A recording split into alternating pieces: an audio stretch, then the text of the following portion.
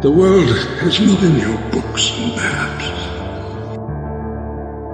The talk did not die down in 9 or even 99 days.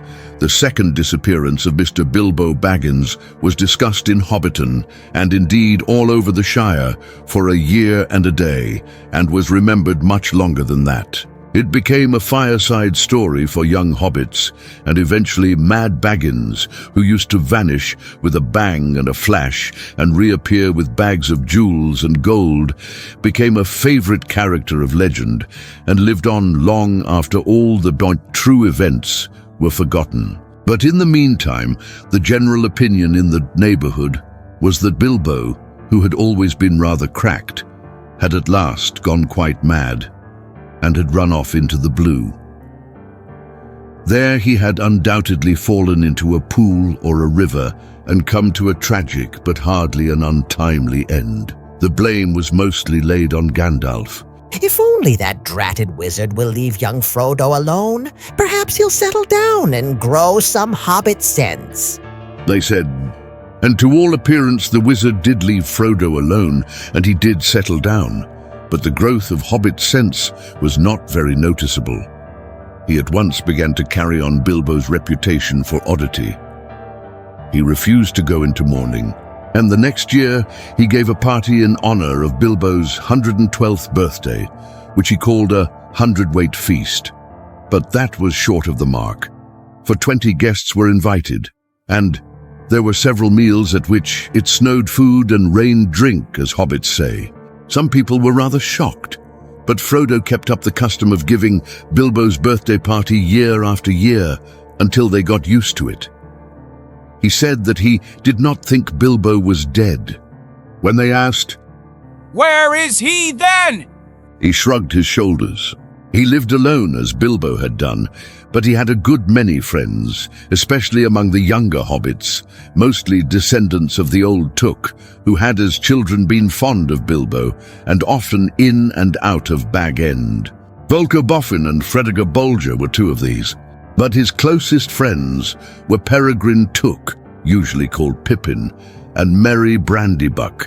His real name was Meriadoc, but that was seldom remembered. Frodo went tramping over the Shire with them, but more often he wandered by himself, and to the amazement of sensible folk, he was sometimes seen far from home, walking in the hills and woods under the starlight. Merry and Pippin suspected that he visited the elves at times, as Bilbo had done. As time went on, people began to notice that Frodo also showed signs of good preservation. Outwardly, he retained the appearance of a robust and energetic hobbit just out of his tweens. Some folk have all the luck, they said. But it was not until Frodo approached the usually more sober age of 50 that they began to think it queer. Frodo himself, after the first shock, found that being his own master and the Mr. Baggins of Bag End was rather pleasant. For some years he was quite happy and did not worry much about the future. But half unknown to himself, the regret that he had not gone with Bilbo was steadily growing. He found himself wondering at times, especially in the autumn, about the wild lands, and strange visions of mountains that he had never seen came into his dreams. He began to say to himself, "Perhaps I shall cross the river myself one day." To which the other half of his mind always replied, "Not yet." So it went on until his 40s were running out, and his 50th birthday was drawing near. 50 was a number that he felt was somehow significant or ominous. It was at any rate at that age that adventure had suddenly befallen Bilbo. Frodo began to feel restless, and the old paths seemed too well trodden. He looked at maps and wondered what lay beyond their edges. Maps made in the Shire showed mostly white spaces beyond its borders. He took to wandering further afield and more often by himself, and Merry and his other friends watched him anxiously.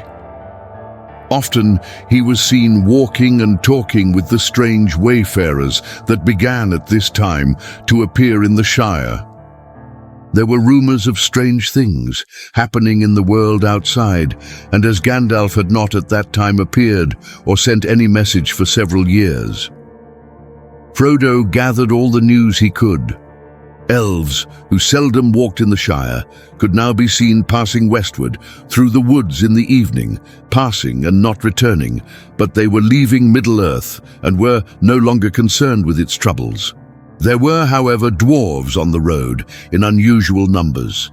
The ancient east-west road ran through the Shire to its end at the Grey Havens, and dwarves had always used it on their way to their mines in the Blue Mountains. They were the hobbits' chief source of news from distant parts, if they wanted any. As a rule, dwarves said little, and hobbits asked no more. But now, Frodo often met strange dwarves of far countries, seeking refuge in the west. They were troubled, and some spoke in whispers of the enemy and of the land of Mordor. That name the hobbits only knew in legends of the dark past, like a shadow in the background of their memories. But it was ominous and disquieting. It seemed that the evil power in Mirkwood had been driven out by the White Council, only to reappear in greater strength in the old strongholds of Mordor. The Dark Tower had been rebuilt, it was said. From there, the power was spreading far and wide, and away far east and south there were wars and growing fear. Orcs were multiplying again in the mountains. Trolls were abroad, no longer dull-witted, but cunning and armed with dreadful weapons. And there were murmured hints of creatures more terrible than all these, but they had no name.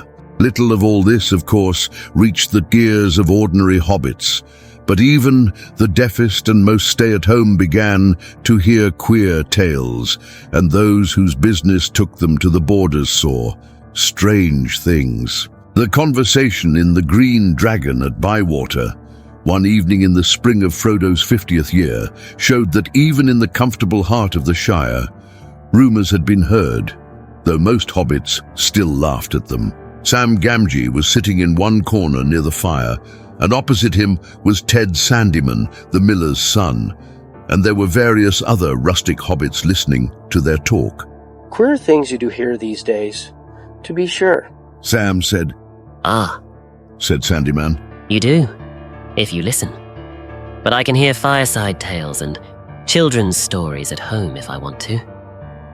No doubt you can, retorted Sam.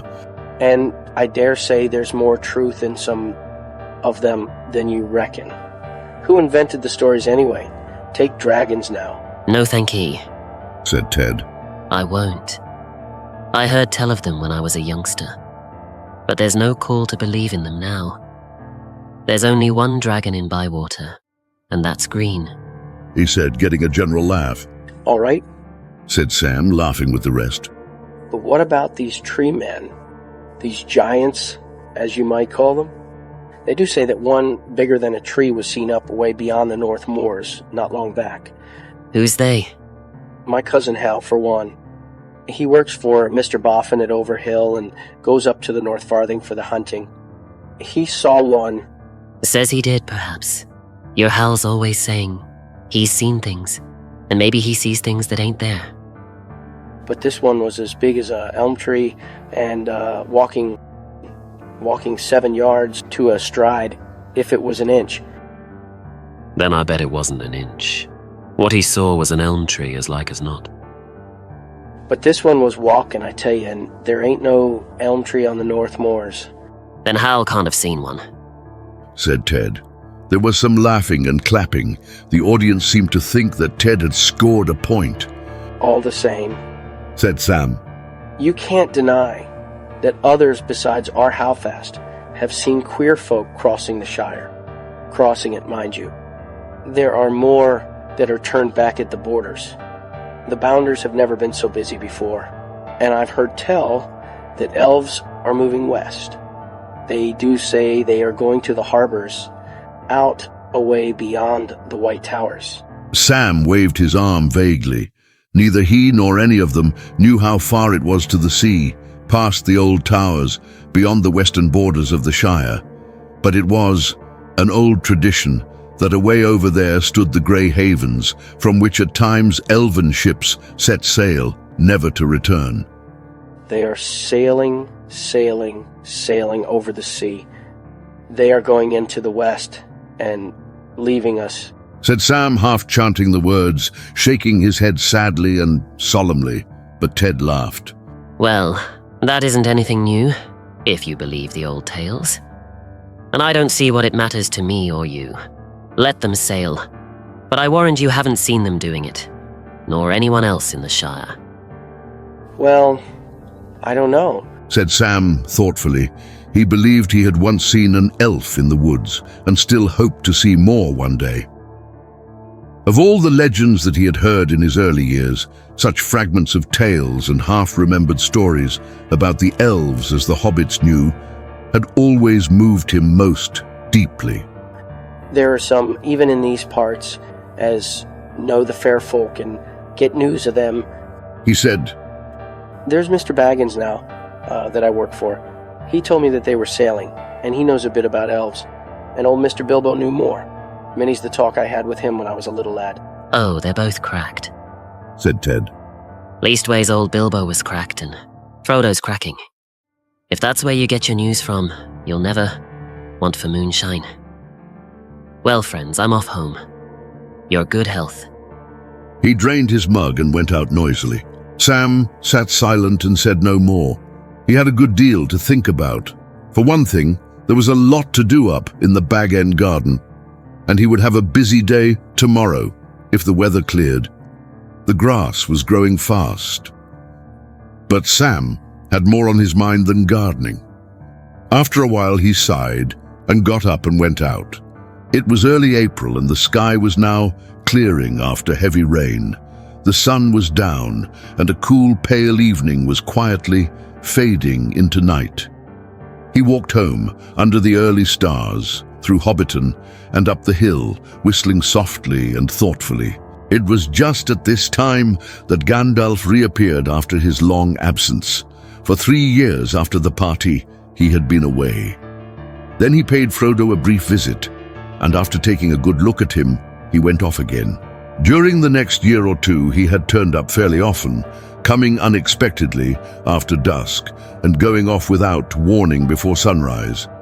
He would not discuss his own business and journeys, and seemed chiefly interested in small news about Frodo's health and doings.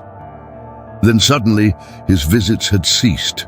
It was over 9 years since Frodo had seen or heard of him, and he had begun to think that the wizard would never return and had given up all interest in hobbits. But that evening, as Sam was walking home and twilight was fading, there came the once familiar tap on the study window. Frodo welcomed his old friend with surprise and great delight. They looked hard at one another. "All well, eh?" said Gandalf. "You look the same as ever, Frodo." So do you. Frodo replied, but secretly he thought that Gandalf looked older and more careworn. He pressed him for news of himself and of the wide world, and soon they were deep in talk, and they stayed up far into the night. Next morning, after a late breakfast, the wizard was sitting with Frodo by the open window of the study. A bright fire was on the hearth, but the sun was warm, and the wind was in the south. Everything looked fresh, and the new green of spring was shimmering in the fields and on the tips of the trees' fingers. He was smoking now in silence, for Frodo was sitting still, deep in thought. Even in the light of morning, he felt the dark shadow of the tidings that Gandalf had brought. At last, he broke the silence. Last night you began to tell me strange things about my ring, Gandalf. Frodo said. And then you stopped because you said that such matters were best left until daylight. Don't you think you had better finish now? You say the ring is dangerous, far more dangerous than I guess. In what way? "In many ways," answered the wizard. "It is far more powerful than I ever dared to think at first. So powerful that in the end it would utterly overcome anyone of mortal race who possessed it. It would possess him. In Eregion long ago, many elven rings were made. Magic rings, as you call them. And they were, of course, of various kinds. Some more potent, and some less. The lesser rings were only essays in the craft, before it was full grown, and to the elven smiths they were but trifles. yet still to my mind dangerous for mortals. But the great rings, the rings of power, they were perilous. A mortal, Frodo, who keeps one of the great rings, does not die. But he does not grow or obtain more life. He merely continues, until at last, every minute is a weariness. And if he often uses the ring to make himself invisible, he fades. He becomes in the end invisible permanently, and walks in the twilight under the eye of the dark power that rules the rings. Yes, sooner or later, if he is strong or well-meaning to begin with. But neither strength nor good purpose will last. Sooner or later, the dark power will devour him. How terrifying, said Frodo. There was another long silence, the sound of Sam Gamgee cutting. The lawn came in from the garden. How long have you known this? Asked Frodo at length. And how much did Bilbo know? Bilbo knew no more than he told you, I am sure, said Gandalf. He would certainly never have passed on to you anything that he thought would be a danger. Even though I promised to look after you, he thought the ring was very beautiful and very useful at need. And if anything was wrong or queer, it was himself. He said that it was growing on his mind, and he was always worrying about it. But he did not suspect that the ring itself was to blame. Though he had found out that the thing needed looking after, it did not seem always of the same size or weight. It shrank or expanded in an odd way, and might suddenly slip off a finger where it had been tight. Yes, he warned me of that in his last letter, said Frodo. So I have always kept it on its chain. Very wise, said Gandalf. But as for his long life, Bilbo never connected it with the ring at all. He took all the credit for that to himself, and he was very proud of it, though he was getting restless and uneasy. Thin and stretched, he said, a sign that the ring was getting control. How long have you known all this? Asked Frodo again. Known, said Gandalf. I have known much that only the wise know, Frodo.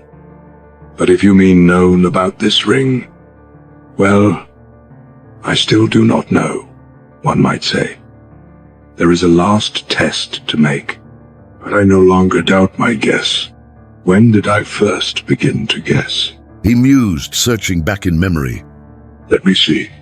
It was in the year that the White Council drove the dark power from Mirkwood, just before the Battle of Five Armies, that Bilbo found his ring. A shadow fell on my heart then, though I did not know yet what I feared.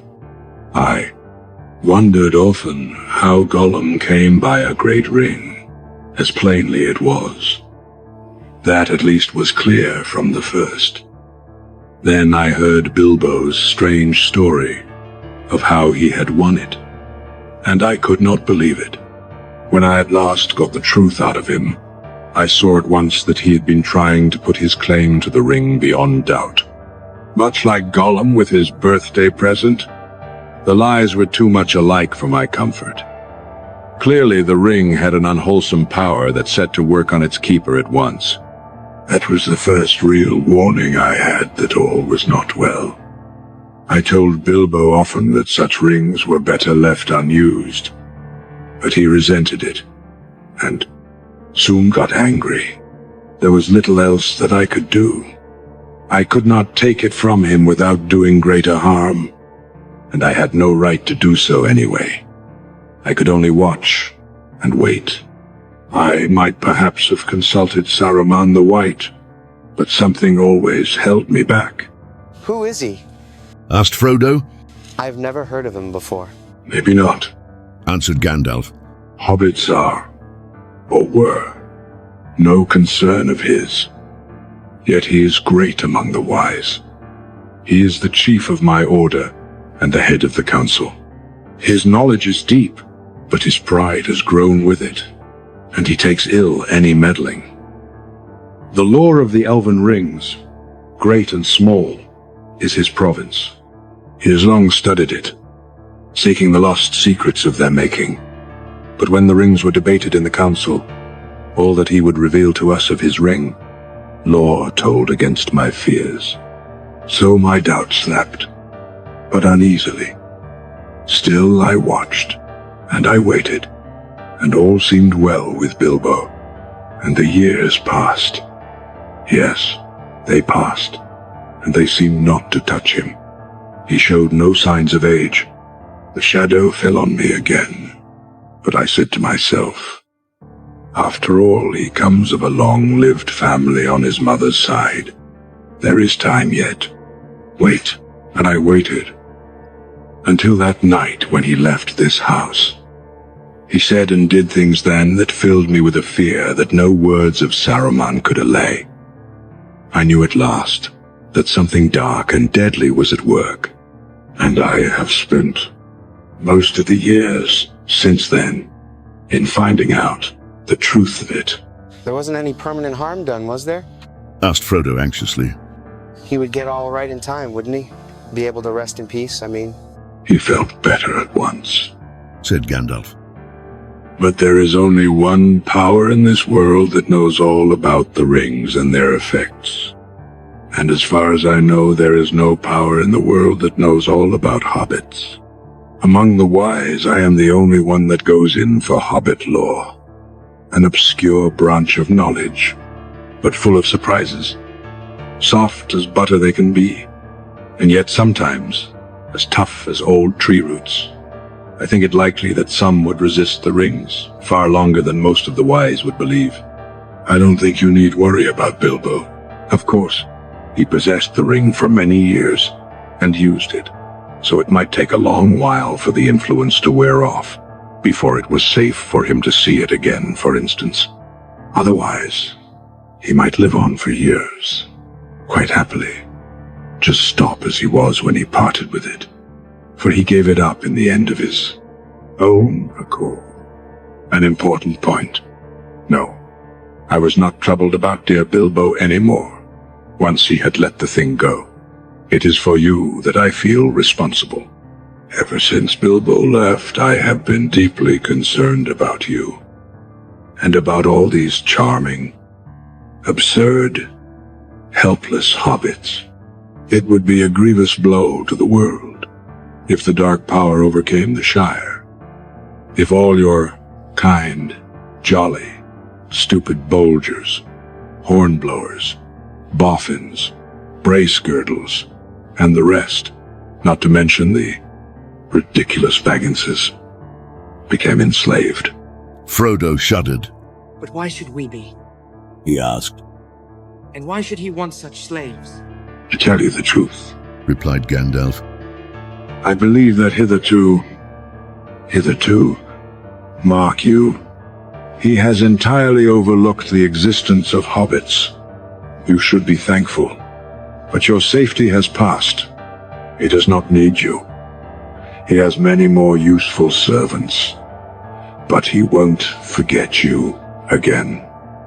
And hobbits, as miserable slaves, would please him far more than hobbits happy and free.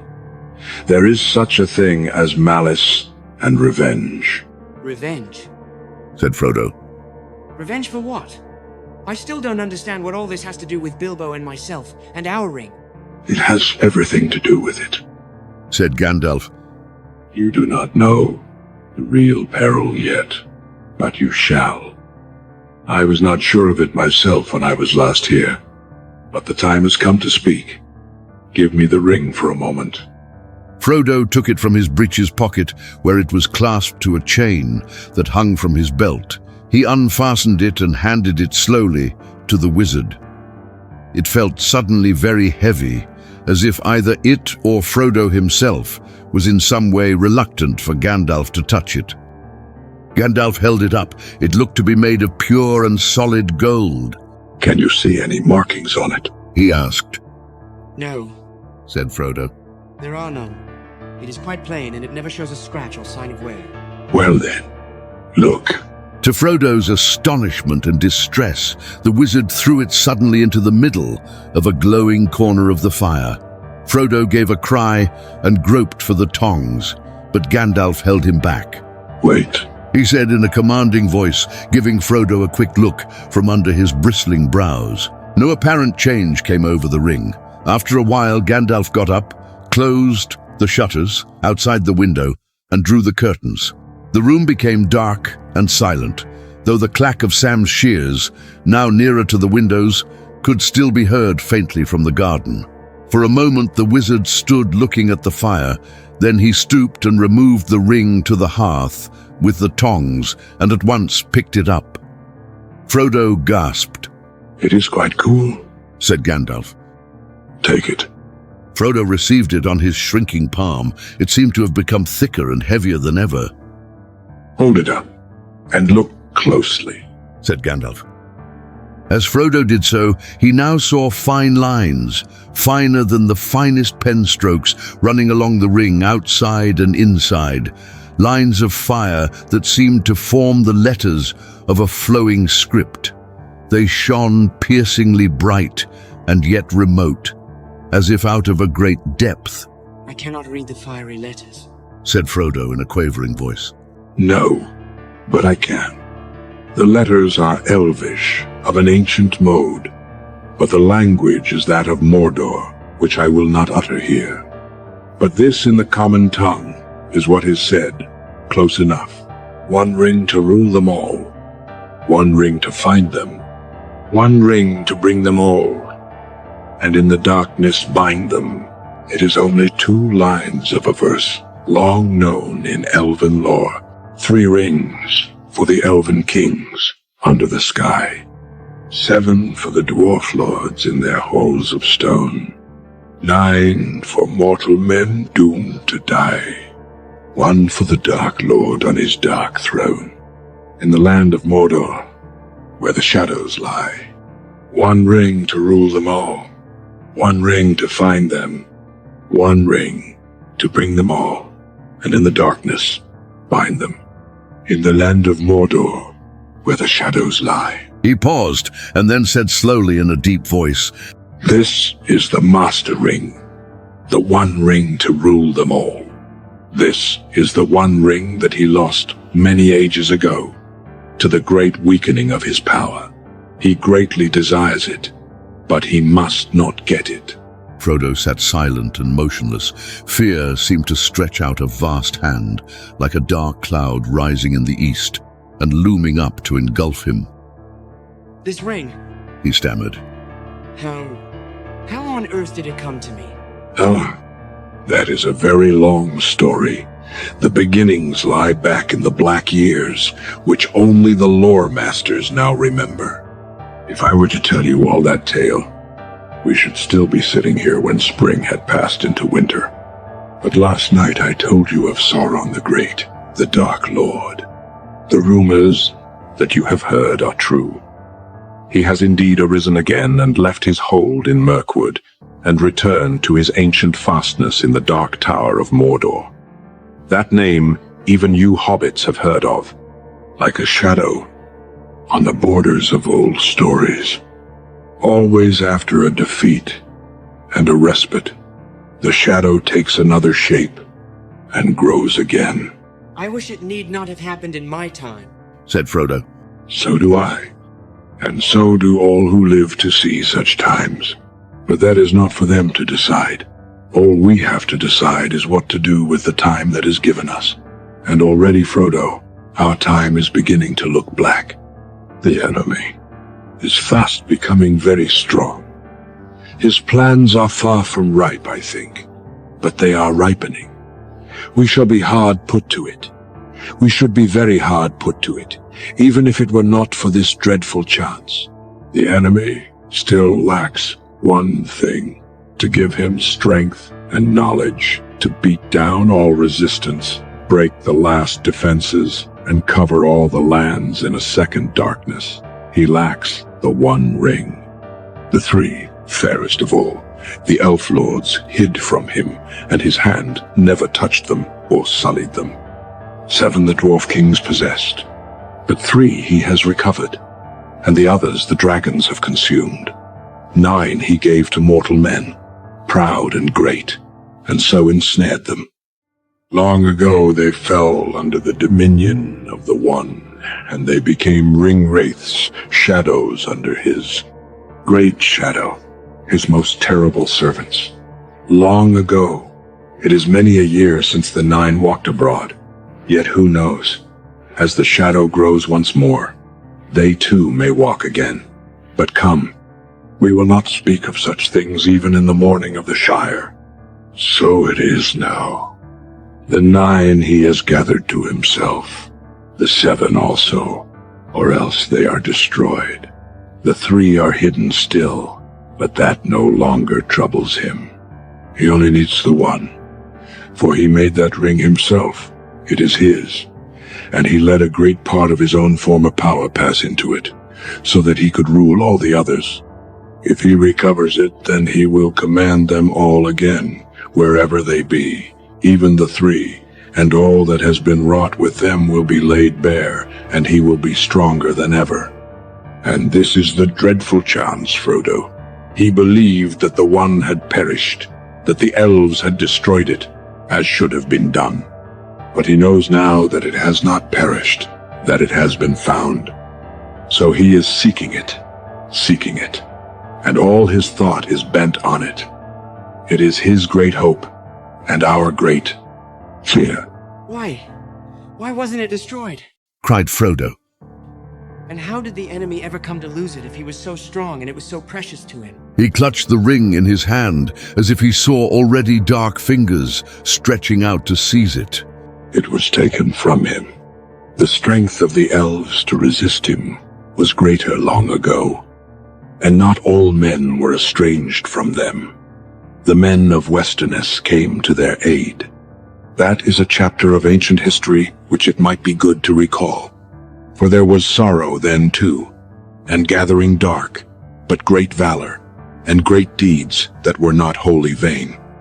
One day, perhaps, I will tell you all the tale, or you shall hear it told in full by one who knows it best. But for the moment, since most of all you need to know how this thing came to you, and that will be tale enough, this is all that I will say. It was Gil-galad, Elven King and Elendil of Westerness, who overthrew Sauron, though they themselves perished in the deed. And Isildur, Elendil's son, cut the ring from Sauron's hand and took it for his own. Then Sauron was vanquished, and his spirit fled and was hidden for long years, until his shadow took shape again in Mirkwood. But the ring was lost. It fell into the great river Anduin and vanished, for Isildur was marching north along the east banks of the river, and near the Gladden fields he was waylaid by the orcs of the mountains, and almost all his folk were slain. He leaped into the waters, but the ring slipped from his finger as he swam, and then the orcs saw him and killed him with arrows. Gandalf paused. And there in the dark pools, amid the Gladden fields, the ring passed out of knowledge and legend, and even so much of its history is known now only to a few, and the Council of the Wise could discover no more.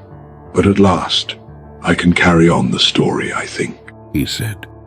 Long after, but still very long ago, there lived by the banks of the great river on the edge of Wilderland a clever-handed and quiet-footed little people. I guess they were of hobbit kind, akin to the fathers of the Stoors, for they loved the river and often swam in it, or made little boats of reeds.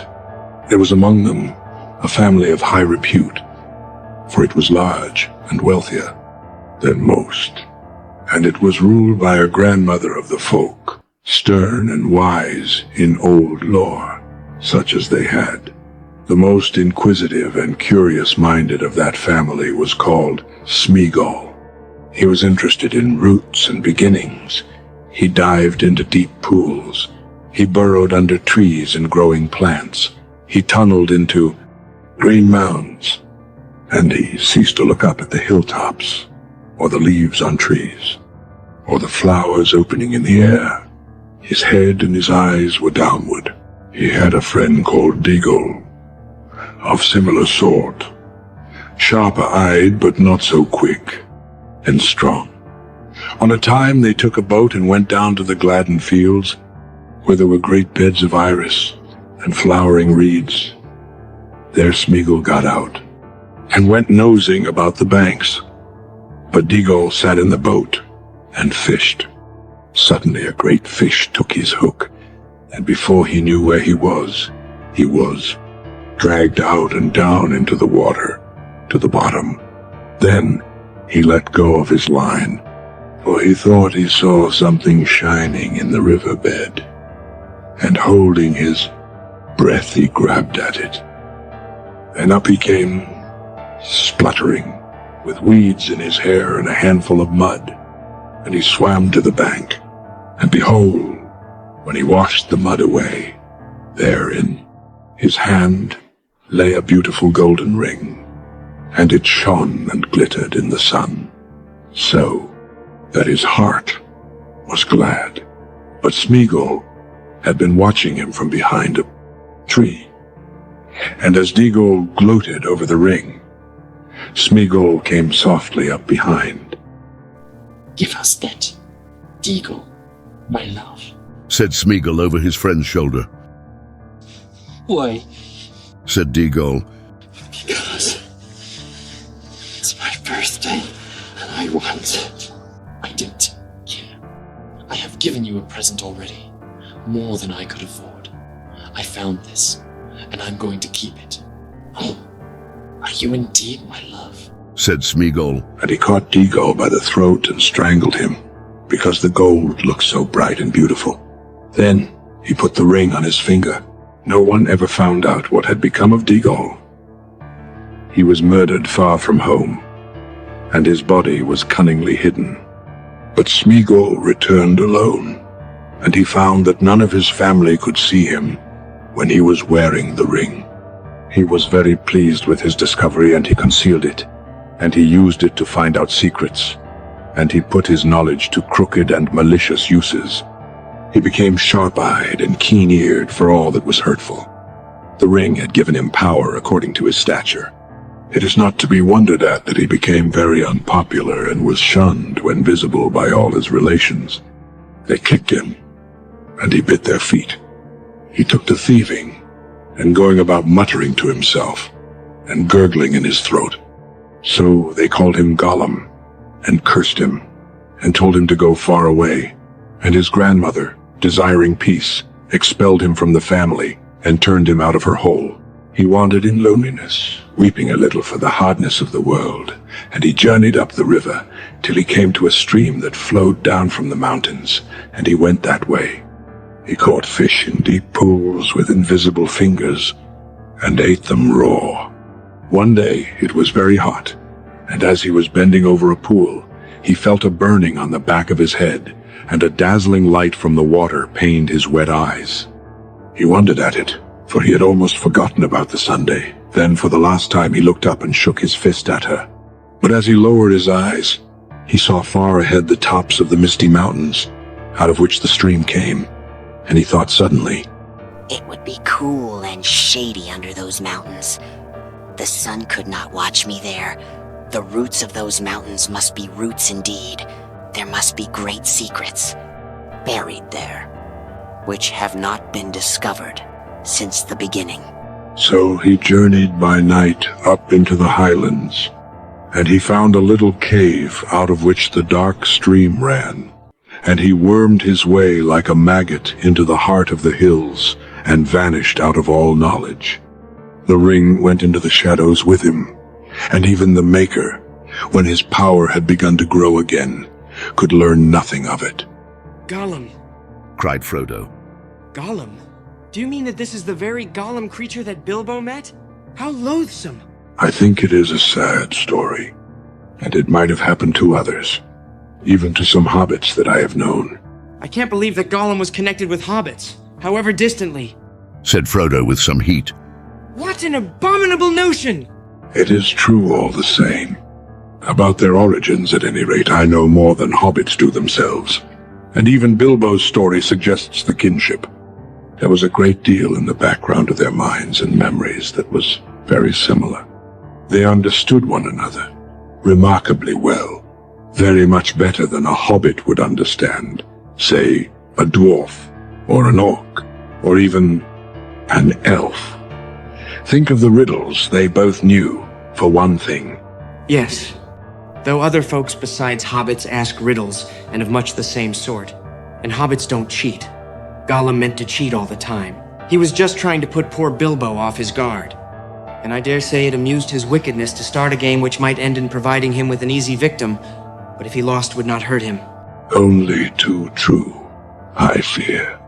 But there was something else in it, I think, which you don't see yet. Even Gollum was not wholly ruined. He had proved tougher than even one of the wise would have guessed, as a hobbit might.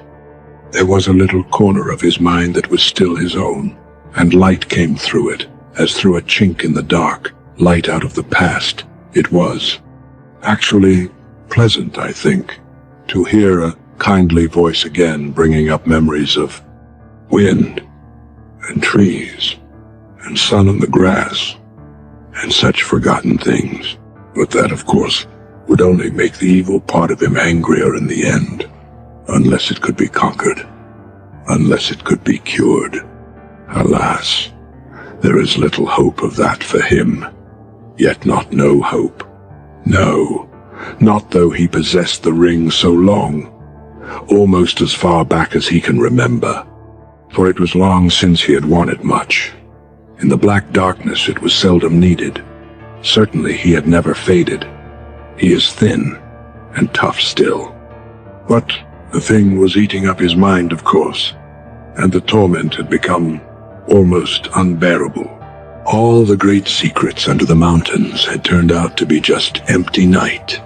There was nothing more to find out, nothing worth doing, only nasty, furtive eating and resentful remembering. He was altogether wretched. He hated the dark, and he hated light more. He hated everything, and the ring most of all. What do you mean? Surely the ring was his precious and the only thing he cared for. But if he hated it, why didn't he get rid of it or go away and leave it? You ought to begin to understand, Frodo, after all you have heard. He hated it and loved it, as he hated and loved himself. He could not get rid of it. He had no will left in the matter.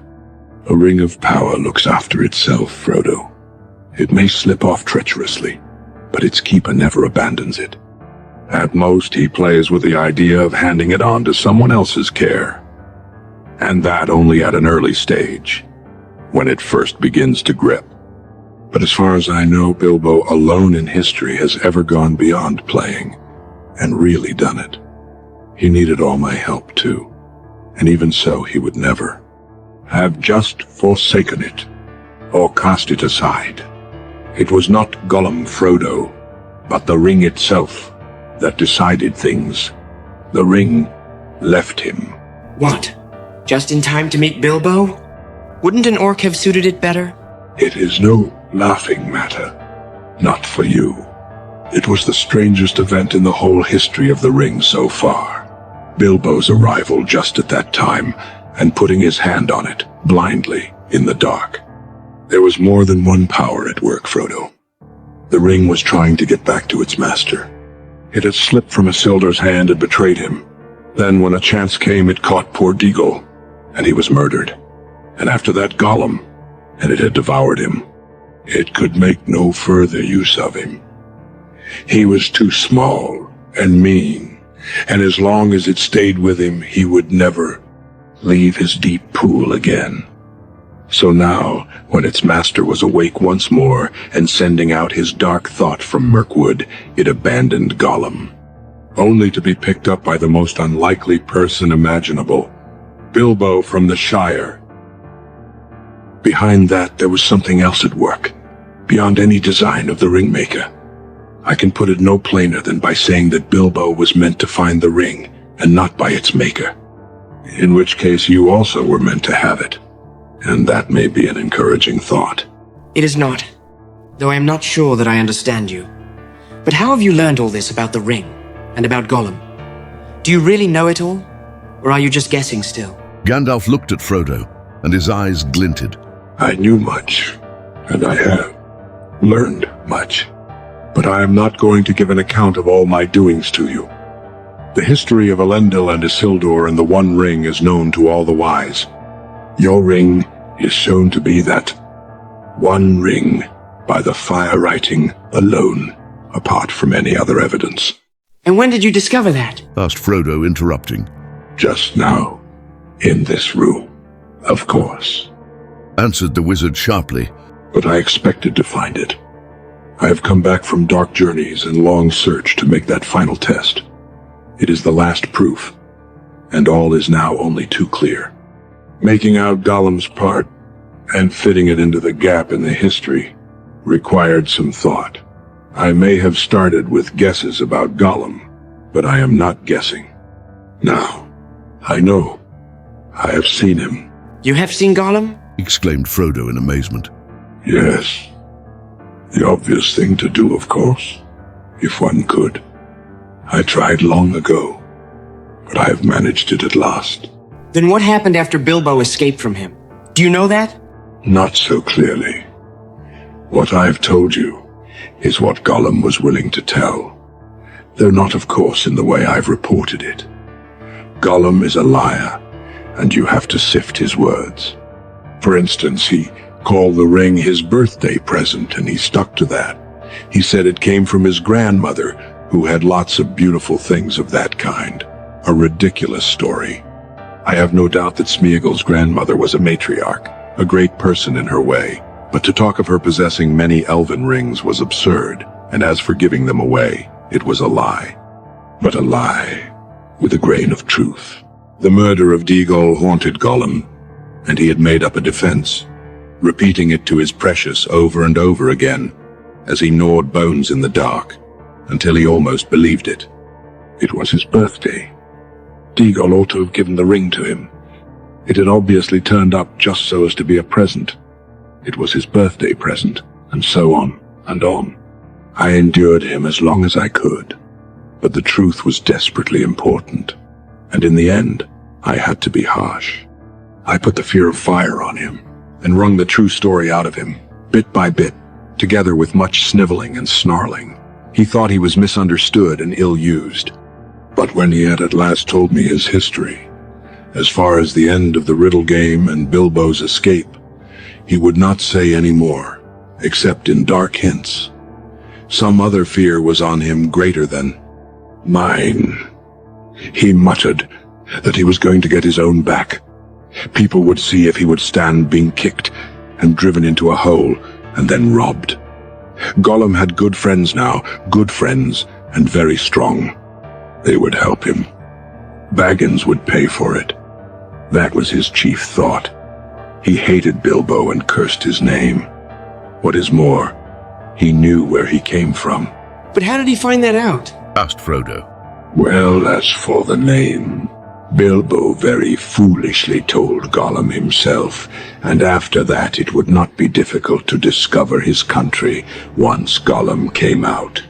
Oh yes, he came out. His longing for the ring proved stronger than his fear of the orcs, or even of the light. After a year or two he left the mountains. You see, though still bound by desire of it, the ring was no longer devouring him. He began to revive a little. He felt old, terribly old, yet less timid, and he was mortally hungry.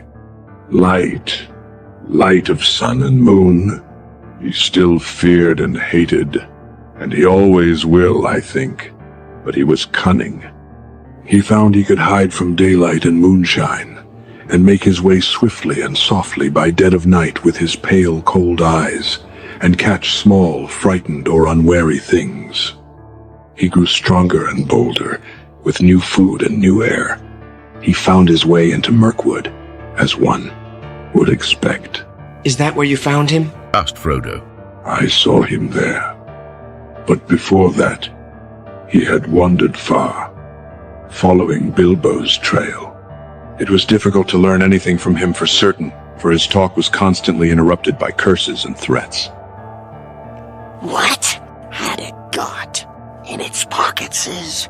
He said. It wouldn't say. No precious. Little cheat. Not a fair question. It cheated first. It did. It broke the rules. We ought to have squeezed it. Yes, precious. And we will, precious. That is a sample of his talk. I don't suppose you want any more. I had weary days of it.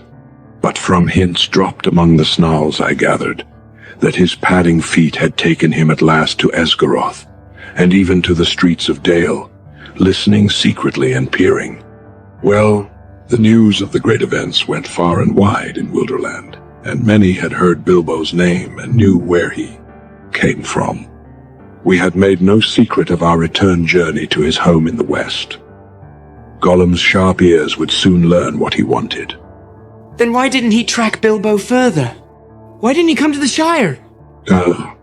Now we come to it. I think Gollum tried to. He set out and came back westward, as far as the great river, but then he turned aside. He was not daunted by the distance, I am sure. No, something else drew him away. So my friends think, those that hunted him for me. The wood elves tracked him first, an easy task for them, for his trail was still fresh then. Through Mirkwood and back again it led them, though they never caught him. The wood was full of the rumor of him, dreadful tales, even among beasts and birds. The woodman said that there was some new terror abroad, a ghost that drank blood. It climbed trees to find nests, it crept into holes to find the young, it slipped through windows to find cradles. But at the western edge of Mirkwood the trail turned away. It wandered off southwards and passed out of the wood elves' ken, and was lost. And then I made a great mistake. Yes, Frodo, and not the first, though I fear it may prove the worst. I let the matter be. I let him go, for I had much else to think of at that time, and I still trusted the lore of Saruman. Well, that was years ago. I have paid for it since with many dark and dangerous days. The trail was long cold when I took it up again, after Bilbo left here. And my search would have been in vain, but for the help that I had from a friend, Aragorn, the greatest traveler and huntsman of this age of the world. Together we sought for Gollum down the whole length of Wilderland, without hope and without success. But at last, when I had given up the chase and turned to other paths, Gollum was found. My friend returned out of great perils, bringing the miserable creature with him. What he had been doing, he would not say. He only wept and called us cruel, with many a Gollum in his throat. And when we pressed him, he whined and cringed, and rubbed his long hands, licking his fingers as if they pained him, as if he remembered some old torture. But I am afraid there is no possible doubt. He had made his slow, sneaking way, step by step, mile by mile, south, down at last, to the land of Mordor. A heavy silence fell in the room. Frodo could hear his heart beating. Even outside, everything seemed still. No sound of Sam's shears could now be heard. Yes, to Mordor. Alas, Mordor draws all wicked things, and the dark power was bending all its will to gather them there. The ring of the enemy would leave its mark too, leave him open to the summons. And all folk were whispering then of the new shadow in the south, and its hatred of the west. There were his fine new friends, who would help him in his revenge. Wretched fool. In that land he would learn much. too much for his comfort. And sooner or later, as he lurked and pried on the borders, he would be caught and taken for examination. That was the way of it, I fear. When he was found, he had already been there long and was on his way back, on some errand of mischief. But that does not matter much now. His worst mischief was done. Yes, alas, through him the enemy has learned that the One has been found again. He knows where Isildur fell. He knows where Gollum found his ring. He knows that it is a great ring, for it gave long life. He knows that it is not one of the three, for they have never been lost, and they endure no evil. He knows that it is not one of the 7, or the 9, for they are accounted for. He knows that it is the One, and he has at last heard, I think, of hobbits and the Shire. The Shire. He may be seeking for it now, if he has not already found out where it lies. Indeed, Frodo, I fear that he may even think that the long, unnoticed name of Baggins has become important. But this is terrible, cried Frodo. Far worse than the worst that I imagined from your hints and warnings. Oh Gandalf, best of friends, what am I to do? For now I am really afraid. What am I to do? What a pity that Bilbo did not stab that vile creature when he had a chance. Pity? It was pity that stayed his hand. Pity and mercy, not to strike without need. And he has been well rewarded, Frodo. Be sure that he took so little hurt from the evil, and escaped in the end, because he began his ownership of the ring so, with pity. I am sorry, but I am frightened, and I do not feel any pity for Gollum. You have not seen him. Gandalf broke in. No, and I don't want to. I can't understand you. Do you mean to say that you and the elves have let him live on after all those horrible deeds? Now at any rate, he is as bad as an orc, and just an enemy. He deserves death. Deserves it. I dare say he does. Many that live deserve death, and some that die deserve life. Can you give it to them? Then do not be too eager to deal out death in judgment, for even the very wise cannot see all ends. I have not much hope that Gollum can be cured before he dies, but there is a chance of it, and he is bound up with the fate of the ring. My heart tells me that he has some part to play yet, for good or ill, before the end. And when that comes, the pity of Bilbo may rule the fate of many, yours not least. In any case, we did not kill him. He is very old and very wretched. The Wood Elves have him in prison, but they treat him with such kindness as they can find in their wise hearts. All the same, even if Bilbo could not kill Gollum, I wish he had not kept the ring. I wish he had never found it, and that I had not got it. Why did you let me keep it? Why didn't you make me throw it away, or destroy it? Let you. Make you. Haven't you been listening to all that I have said? You are not thinking of what you are saying. But as for throwing it away, that was obviously wrong. These rings have a way of being found. In evil hands, it might have done great evil. Worst of all, it might have fallen into the hands of the enemy. Indeed, it certainly would.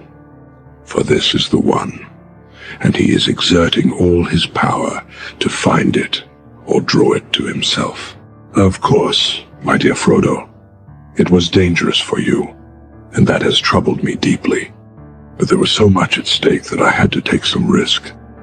Though even when I was far away, there has never been a day when the Shire has not been guarded by watchful eyes. As long as you never used it, I did not think that the ring would have any lasting effect on you. Not for evil. Not at any rate for a very long time. And you must remember that 9 years ago, when I last saw you, I still knew little for certain. But why not destroy it, as you say, should have been done long ago? If you had warned me, or even sent me a message, I would have done away with it. Would you? How would you do that? Have you ever tried? No.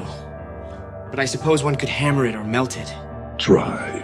Try now. Frodo drew the ring out of his pocket again and looked at it. It now appeared plain and smooth, without mark or device that he could see.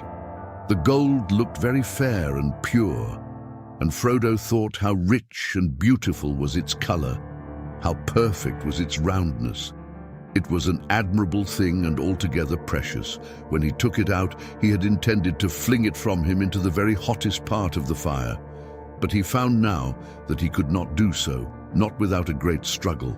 He weighed the ring in his hand, hesitating and forcing himself to remember all that Gandalf had told him.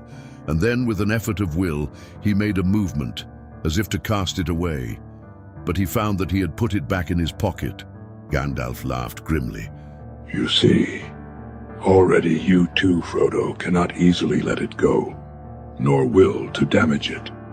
And I could not make you, except by force, which would break your mind. But as for breaking the ring, force is useless. Even if you took it and struck it with a heavy sledgehammer, it would make no dint in it.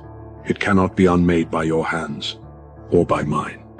Your small fire, of course, would not melt even ordinary gold.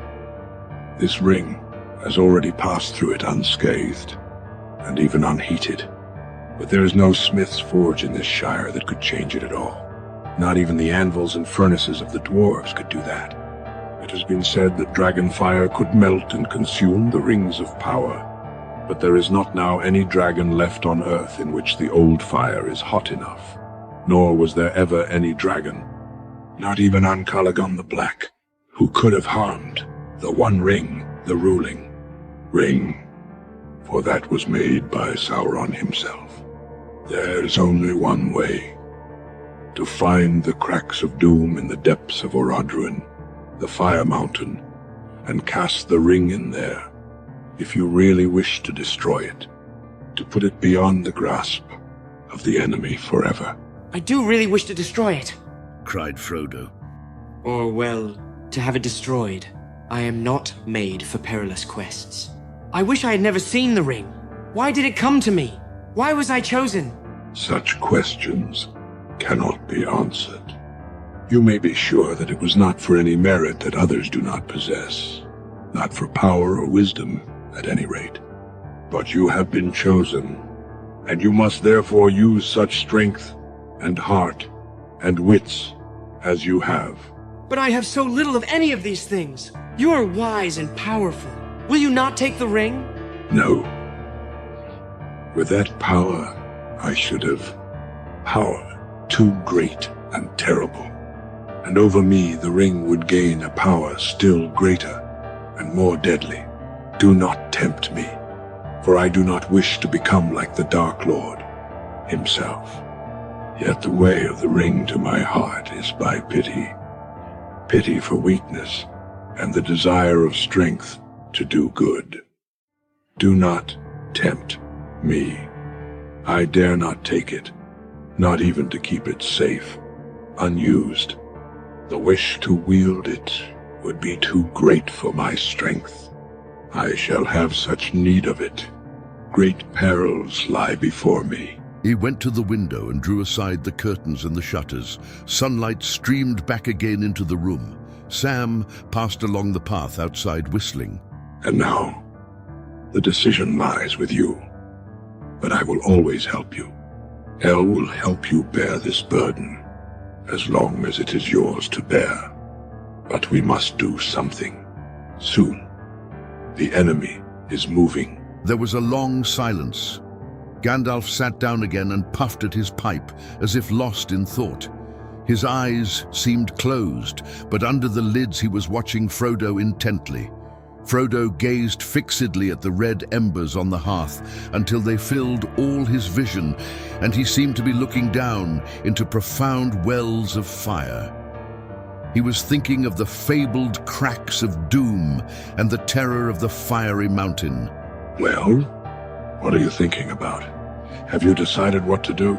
No, answered Frodo, coming back to himself out of darkness and finding to his surprise that it was not dark, and that out of the window he could see the sunlit garden. Well, perhaps yes. As far as I understand what you have said, I suppose I must keep the ring and guard it. At least for the present, whatever it may do to me. Whatever it may do, it will be slow. Slow to evil, if you keep it with that purpose. I hope so. But I hope that you may find some other better keeper soon. But in the meanwhile, it seems that I am a danger to all that live near me. I cannot keep the ring and stay here. I ought to leave Bag End, leave the Shire, leave everything and go away. I should like to save the Shire, if I could. Though there have been times when I thought the inhabitants too stupid and dull for words, and have felt that an earthquake or an invasion of dragons might be good for them. But I don't feel like that now. I feel that as long as the Shire lies behind, safe and comfortable, I shall find wandering more bearable. I shall know that somewhere there is a firm foothold, even if my feet cannot stand there again. Of course, I have sometimes thought of going away, but I imagine that as a kind of holiday, a series of adventures like Bilbo's or better, ending in peace. But this would mean exile, a flight from danger into danger, drawing it after me. And I suppose I must go alone if I am to do that and save the Shire. But I feel very small, and very uprooted and, well, desperate. The enemy is so strong and terrible. He did not tell Gandalf, but as he was speaking, a great desire to follow Bilbo flamed up in his heart, to follow Bilbo, and even perhaps to find him again. It was so strong that it overcame his fear. He could almost have run out there and then down the road without his hat, as Bilbo had done on a similar morning long ago. My dear Frodo, hobbits really are amazing creatures. As I have said before, you can learn all that there is to know about their ways in a month, and yet after 100 years they can still surprise you at a pinch. I hardly expected to get such an answer, not even from you. But Bilbo made no mistake in choosing his heir, though he little thought how important it would prove. I am afraid you are right. The ring will not be able to stay hidden in the Shire much longer, and for your own sake, as well as for others, you will have to go and leave the name of Baggins behind you. That name will not be safe to have, outside the Shire or in the wild. I will give you a traveling name now. When you go as Mr. Underhill. But I don't think you need go alone. Not if you know of anyone you can trust, and who would be willing to go by your side, and that you would be willing to take into unknown perils. But if you look for a companion, be careful in choosing, and be careful of what you say, even to your closest friends. The enemy has many spies, and many ways of hearing. Suddenly he stopped as if listening. Frodo became aware that all was very quiet, inside and outside. Gandalf crept to one side of the window. Then with a dart he sprang to the sill and thrust a long arm out and downwards. There was a squawk, and up came Sam Gamgee's curly head, hauled by one ear. Well, well, bless my beard. Sam Gamgee, is it? Now what may you be doing? Lord bless you, Mr. Gandalf, sir. Nothing. Leastways, I was just trimming the grass border under the window, if you follow me. He picked up his shears and exhibited them as evidence. I don't. It is some time since I last heard the sound of your shears. How long have you been eavesdropping? Eavesdropping, sir? I don't follow you, begging your pardon. There ain't no eaves at Bag End, and that's a fact. Don't be a fool! What have you heard, and why did you listen? Gandalf's eyes flashed, and his brows stuck out like bristles. Mr. Frodo, sir. Don't let him hurt me, sir. Don't let him turn me into anything unnatural. My old dad would take on so. I meant no harm, on my honor, sir. He won't hurt you, said Frodo, hardly able to keep from laughing, although he was himself startled and rather puzzled. He knows as well as I do that you mean no harm, but just you up and answer his questions straight away. Well, sir, I heard a deal that I didn't rightly understand about an enemy, and rings, and Mr. Bilbo, sir, and dragons, and a fiery mountain, and elves, sir. I listened because I couldn't help myself, if you know what I mean. Lord bless me, sir, but I do love tales of that sort, and I believe them too, whatever Ted may say. Elves, sir, I would dearly love to see them. Couldn't you take me to see elves, sir, when you go? Come inside, he shouted, and putting out both his arms, he lifted the astonished Sam, shears, grass clippings and all, right through the window and stood him on the floor. Take you to see elves, eh? So you heard that Mr. Frodo's going away? I did, sir, and that's why I choked, which you heard seemingly. I tried not to, sir, but it burst out of me. I was so upset. It can't be helped, Sam, said Frodo sadly. He had suddenly realized that flying from the Shire would mean more painful partings than merely saying farewell to the familiar comforts of Bag End. I shall have to go. But... And here he looked hard at Sam. If you really care about me, you will keep that dead secret. See? If you don't, if you even breathe a word of what you've heard here, then I hope Gandalf will turn you into a spotted toad and fill the garden full of grass snakes. Sam fell on his knees, trembling. Get up, Sam. I have thought of something better than that. Something to shut your mouth and punish you properly for listening. You shall go away with Mr. Frodo. Me, sir. Me go and see elves and all. Hooray! He shouted and then burst into tears.